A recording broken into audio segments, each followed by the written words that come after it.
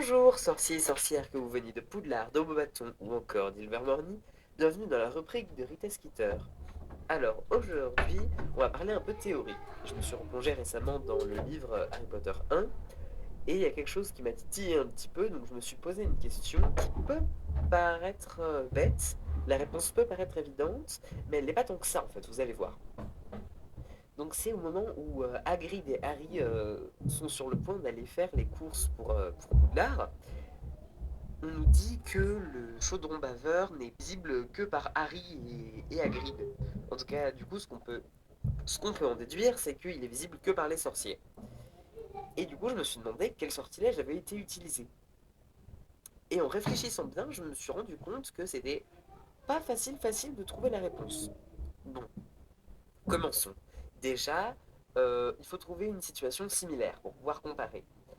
Alors, est-ce que Poudlard c'est pareil? Non, parce que les Moldus y voient un tas de ruines. Donc c'est pas la même chose. Qu'est-ce qui pourrait être pareil? Le ministère de la magie? Il n'y a aucun moment où il est caché. Enfin, il est inaccessible, mais il n'est pas caché. Sainte Mangouste est camouflé. Mais j'ai trouvé deux exemples qui pourraient convenir.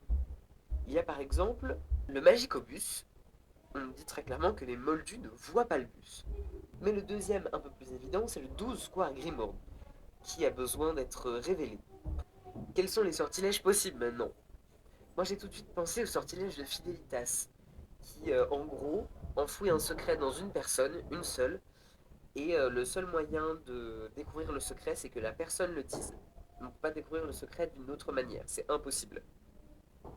Mais ça m'a paru plus ou moins étrange, parce que pour le 12 Square Grimoire, c'était Dumbledore, le gardien du secret, et que Harry, au début, ne voit pas le numéro 12. Donc ça peut pas être ça. Par contre, le Magicobus, c'est très très intéressant, parce que lui, on ne parle pas de gardien de secret, et pourtant, il est invisible aux yeux de Moldu. Donc on éloigne tout de suite la théorie du sortilège de Fidelitas, qui était pour moi la plus évidente et qui finalement ne l'est pas. Mais qu'est-ce que ça peut être?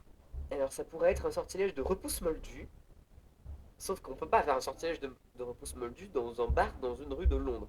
Parce que le sortilège les ferait partir, et ça serait très suspect si les gens se mettaient à éviter un endroit particulier de Londres, une rue. Donc ça peut toujours pas être ça.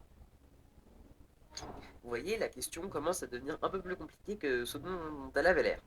Et là, à ce moment-là, je commence à bloquer. J'ai plus trop d'idées. Donc, ce que je vais faire, c'est que je vais regarder exactement ce qu'ils disent. Alors, c'est dit, Harry et Hagrid paraissaient les seuls à le voir.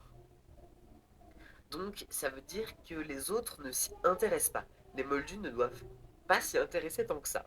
Et c'est très particulier parce que, à part le Magicobus, on n'a aucun autre équivalent dans, dans le monde magique.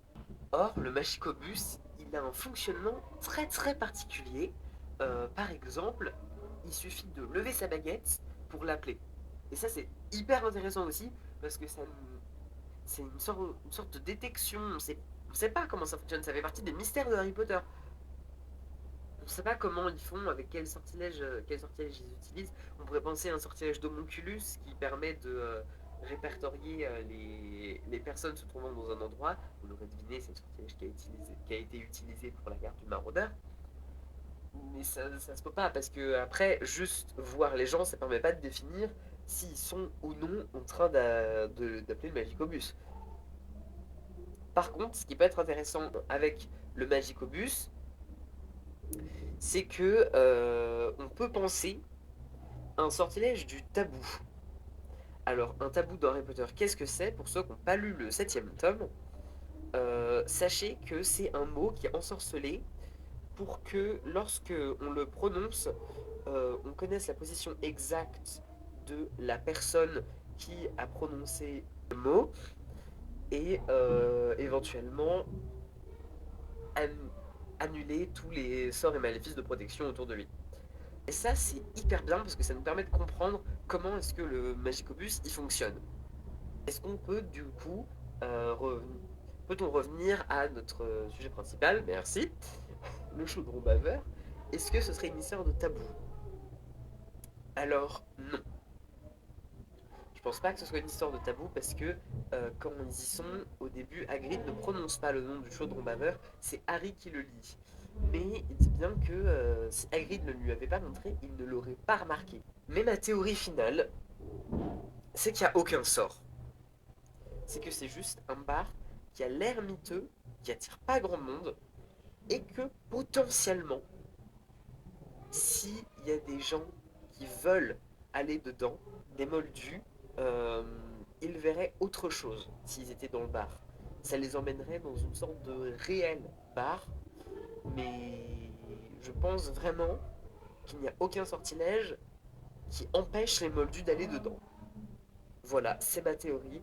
Dites-moi ce que vous en pensez dans les commentaires. Et on se retrouve la semaine prochaine pour une nouvelle vidéo. Au revoir!